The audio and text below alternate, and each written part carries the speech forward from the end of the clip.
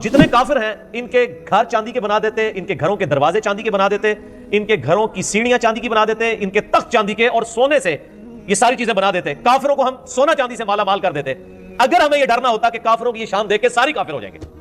یہ بڑی اہم ترین آیات ہیں۔ کافروں کی یہ شان دیکھ کے سب کے سب شیطان کا راستہ اختیار کر لیتے کہ اے جہاں بٹھا اگلا کس نے ڈٹھا۔ یعنی دنیا کی آج کسی کے پاس دولت ہے تو لوگ کہتے ہیں دیکھیں اللہ کا بڑا فضل ہے اس کے اوپر، کوئی دنیاوی منصب ہے اس کو وہ اللہ کا فضل سمجھ رہے ہوتے ہیں۔ آپ لوگوں سے ایک چھوٹا سا سوال ہے، کیا مال، دولت اور لگژری زندگی واقعی اللہ کی رضا کی نشانی ہے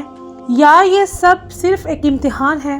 السلام علیکم ناظرین، آج میں ریئیکشن دینے والی ہوں محمد علی مرزا صاحب کی ایک اور نئی ویڈیو پر۔ اس میں وہ ایک بہت اہم حقیقت کے بارے میں بات کر رہے ہیں اور سوال یہ ہے کہ کیا ہم واقعی دنیا کی دولت اور لگژری زندگی کو اللہ کی رضا سمجھتے ہیں؟ تو چلیے سب سے پہلے دیکھتے ہیں کہ محمد علی مرزا صاحب کیا پیغام دے رہے ہیں۔ میں ان کی اس بات پر ریئیکشن بھی دوں گی، ساتھ ہی ساتھ آخر میں آپ کو یہ سمجھاؤں گی کہ یہ بات ہمیں قرآن و حدیث کی روشنی میں کیا سکھاتی ہے۔ بہت بڑا یونیورسل ٹروتھ اللہ تعالیٰ نے ریویل کیا ہے سورہ الزخرف آیت نمبر 33 سے 35 میں، وَلَوْلَا أَن يَكُونَ النَّاسُ أُمَّةً وَاحِدَةً، اور اگر یہ ڈر نہ ہوتا کہ سب کے سب ایک امت بن جائیں گے، یعنی سب کے سب یعنی گمراہی کا راستہ اختیار کر لیں گے،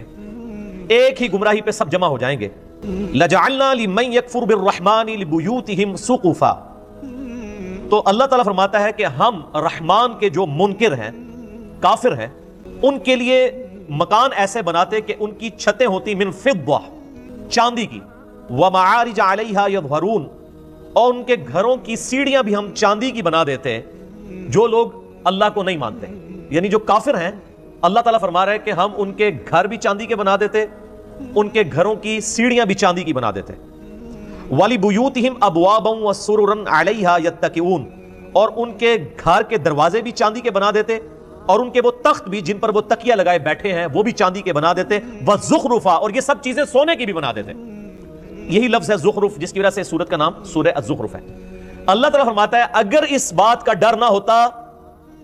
کہ سب کے سب لوگ ہی کافر ہو جائیں گے، کافروں کی جو شہانہ زندگی کو دیکھ کر،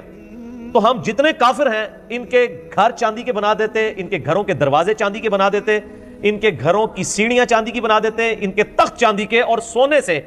یہ ساری چیزیں بنا دیتے، کافروں کو ہم سونا چاندی سے مالا مال کر دیتے۔ اگر ہمیں یہ ڈرنا ہوتا کہ کافروں کی یہ شان دیکھ کے ساری کافر ہو جائیں گے۔ اندازہ کریں، وَإِن كُلُّ ذَلِكَ لَمَّا مَتَاعُ الْحَيَاةِ الدُّنْيَا، اور یہ سب کی سب رونق والی چیزیں سونا اور چاندی دنیا کی زندگی کا سامان ہے۔ وَالْآخِرَةُ عِنْدَ رَبِّكَ لِلْمُتَّقِينَ، اور آخرت تو تمہارے رب کے ہاں پرہیزگاروں کے لیے ہے، خدا سے ڈرنے والوں کے لیے، خدا کی شناخت رکھنے والوں کے لیے۔ یہ بڑی اہم ترین آیات ہیں۔ اللہ تعالیٰ فرماتا ہے کہ اگر ہمیں اس بات کا ڈر نہ ہوتا کہ کافروں کے سونا چاندی سے بنے ہوئے مکانات، سیڑھیاں، دروازے اور یہ تخت، یہ چیزیں دیکھ کے سب لوگ کافروں سے متاثر ہو کر کافر نہ ہو جاتے، تو ہم کافروں کو یہ سب کچھ عطا کرتے، یعنی اتنی بڑے لیول کی آزمائش ڈال دیتے کہ اہل ایمان پہ یہ آزمائش ڈالتے کہ اب بتاؤ اللہ کی طرف آنا ہے کہ شیطان کی طرف۔ تو ڈر یہ تھا کہ کافروں کی یہ شان دیکھ کے سب شیطان کا راستہ اختیار کر لیتے کہ اے جہاں بٹھا اگلا کس نے ڈٹھا، یعنی دنیا کی لذتوں سے فائدہ اٹھاؤ، آخرت کس نے دیکھی ہے۔ تو اس چیز کا ڈر تھا، اس کے بغیر ہی لوگ رحمان سے غافل ہو چکے ہیں۔ آج کسی کے پاس دولت ہے تو لوگ کہتے ہیں دیکھیں اللہ کا بڑا فضل ہے اس کے اوپر، کوئی دنیاوی منصب ہے اس کو وہ اللہ کا فضل سمجھ رہے ہوتے ہیں۔ حالانکہ یہ ضروری نہیں، فضل ہو بھی سکتا ہے اگر حضرت ابوبکر عمر عثمان علی والی خلافت ہو، اور یہ اللہ تعالیٰ کی طرف سے آزمائش ہو سکتی ہے اگر جو ہے وہ آل امیہ اور آل عباس جیسی خلافت ہو، سو کالڈ یا ملوکیت۔ تو ان آیات کی روشنی میں میرے بھائیوں یہ بات کھل کے سامنے آ گئی کہ اللہ تعالیٰ نے دنیا میں جس کو بھی کوئی مال و متاع دیا ہے تو وہ دنیا کی زندگی کے برتنے کا سامان ہے، اس کی بنیاد پہ اس کی آخرت کا فیصلہ نہیں ہونے والا۔ صحیح بخاری میں حدیث ہے، نبی صلی اللہ علیہ وآلہ وسلم نے فرمایا دو چیزیں ایسی ہیں جس کے بارے میں اکثریت انسانوں کی اکثریت غافل ہے، ایک صحت اور دوسری فرصت، یعنی اس کو انڈر ایسٹیمیٹ لوگ کرتے ہیں۔ صحت تو کسی وقت بھی جا سکتی ہے، تو جب تک صحت ہے اللہ تعالیٰ کو رسپانس کر لیا جائے، اور فرصت یعنی ٹائم کی اویلیبلٹی، اس کو بھی لوگ یعنی ضائع کرتے ہیں۔ پھر صحیح مسلم میں حدیث ہے، آپ صلی اللہ علیہ وآلہ وسلم نے فرمایا کہ دنیا اور آخرت کی مثال اس طرح ہے جیسے کوئی سمندر میں انگلی ڈبوئے، اس کے ساتھ جو پانی لگتا ہے وہ دنیا کی زندگی ہے، اور سمندر انفینٹ انلمیٹڈ آخرت کی زندگی ہے۔ یہ حدیث بھی آپ کو اس چیپٹر میں مل جائے گی۔ ایک اور حدیث ہے صحیح مسلم کی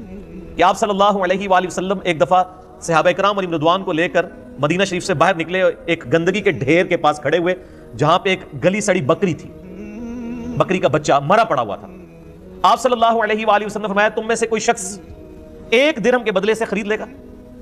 صحابہ نے کہا یا رسول اللہ کبھی نہیں ہم خریدیں گے۔ تو آپ نے فرمایا اللہ تعالیٰ کے نزدیک پوری دنیا اور جو کچھ اس کے اندر ہے اس کی اہمیت اس گلی سڑی بکری جتنی بھی نہیں ہے، جسے تم 1 درہم میں خریدنا پسند نہیں کرو گے۔ اللہ تعالیٰ یعنی تم اسے پسند نہیں کر رہے، اللہ کے نزدیک دنیا اس سے بھی زیادہ حقیر ہے جس کے پر لوگ مرتے ہیں۔ پھر آپ صلی اللہ علیہ وآلہ وسلم نے فرمایا، صحیح مسلم میں یہ حدیث ہے کہ انسان کہتا ہے میرا مال میرا مال میرا مال، پھر آپ نے وہ سورہ تکاثر پڑھی، الہاکم التکاثر حتی زرتم المقابر، تمہیں مال کی کثرت کی طلب نے خسارے میں ڈال دیا یہاں تک کہ تم نے قبروں کا منہ دیکھ لیا، ان قریب تم جان جاؤ گے، ان قریب تم جان جاؤ گے۔ یعنی جب قیامت آئے گی کہ مرتے ہی قیامت قائم ہو جائے گی، اور پھر قیامت والے دن تم سے اللہ تعالیٰ نے جو نعمتیں دی ہیں ثم لتسألن یومئذ عن النعیم، ان نعمتوں کے بارے میں پرسش ہوگی۔ تو صحیح مسلم کے الفاظ ہیں، آپ صلی اللہ علیہ وآلہ وسلم نے فرمایا انسان کہتا ہے میرا مال میرا مال میرا مال، حالانکہ اس کا مال تو وہ ہے جو اس نے کھا لیا یا پہن کر بوسیدہ کر دیا، باقی جو کچھ بچ گیا وہ تو اس کے وارثوں کا مال ہے جو اس کے مرنے کے بعد بانٹیں گے۔ پھر بخاری اور مسلم دونوں میں یہ حدیث موجود ہے، آپ صلی اللہ علیہ وآلہ وسلم نے فرمایا ابن آدم کے پاس اگر سونے کی 2 وادیاں ہوں تو وہ تمنا کرے گا میرے پاس تیسری بھی آ جائے، اس کا پیٹ صرف قبر کی مٹی بھرے گی۔ پھر بخاری اور مسلم کی متفق علیہ حدیث ہے، آپ صلی اللہ علیہ وآلہ وسلم نے ارشاد فرمایا انسان کے 3 دوست ہیں، ایک ہی اس کے ساتھ قبر میں جاتا ہے اور وہ اس کے اعمال ہیں، باقی اس کے 2 دوست باہر رہ جاتے ہیں، اس کے رشتہ دار اور اس کا مال، یہ باہر ہی رہ جاتے ہیں، قبر میں صرف اعمال جاتے ہیں جو اس نے کیے، نیک یا برے۔ محمد علی مرزا صاحب نے فرمایا کہ اگر اللہ کو خوف نہ ہوتا کہ لوگ کافر کی شان و شوکت دیکھ کر گمراہ ہو جائیں گے تو اللہ تعالیٰ کافروں کے گھر سونے اور چاندی کے بنا دیتے، ان کے دروازے سیڑھیاں اور تخت بھی سونے چاندی کے ہوتے۔ یہ سن کر نا مجھے ایک بات یاد آئی کہ دنیا کی دولت اللہ کے نزدیک کوئی عزت یا کامیابی کی دلیل نہیں ہے، صرف آزمائش ہے، چاہے وہ مال ہو، دولت ہو یا عیش و آرام ہو۔ اور جو حدیث انہوں نے کوٹ کی کہ اللہ کے نبی صلی اللہ علیہ وسلم نے فرمایا کہ دنیا مومن کے لیے قید خانہ ہے اور کافر کے لیے جنت، اور ایک اور جگہ فرمایا کہ اللہ کے نزدیک دنیا کی قیمت ایک مردہ بکری سے بھی کم ہے۔ یہ سن کر میں سوچتی ہوں کہ ہم کس قدر دنیا کی چیزوں میں خود کو کھو دیتے ہیں اور آخرت کی اہمیت بھول جاتے ہیں۔ اور مرزا علی انجینئر صاحب کی یہ ویڈیو ہمیں یاد دلاتی ہے کہ جو لوگ دنیا کی چمک دمک دیکھ کر متاثر ہو جاتے ہیں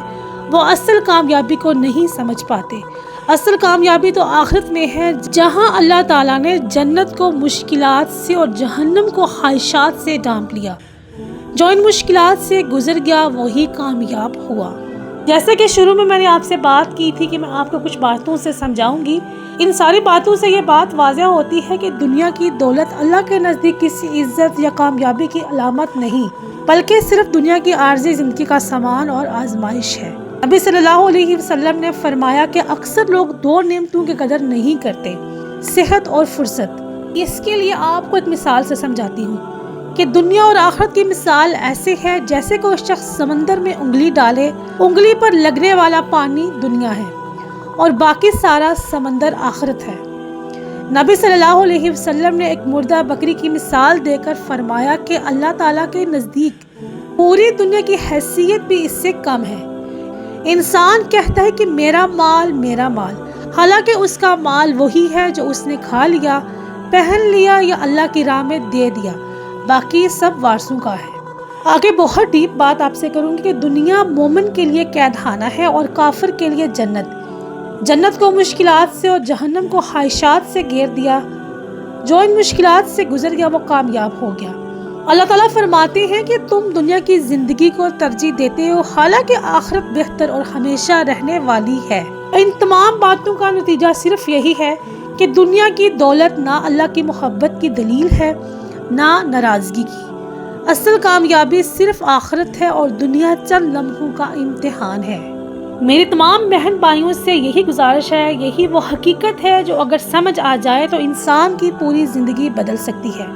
اگر یہ بات دل کو لگی ہو تو ویڈیو کو لائک کیجیے گا، کمنٹ ضرور کریں، اور کمنٹ میں یہ آپ نے لازمی بتانا ہے کہ کیا آپ دنیا کو ترجیح دیتے ہیں یا آخرت کو۔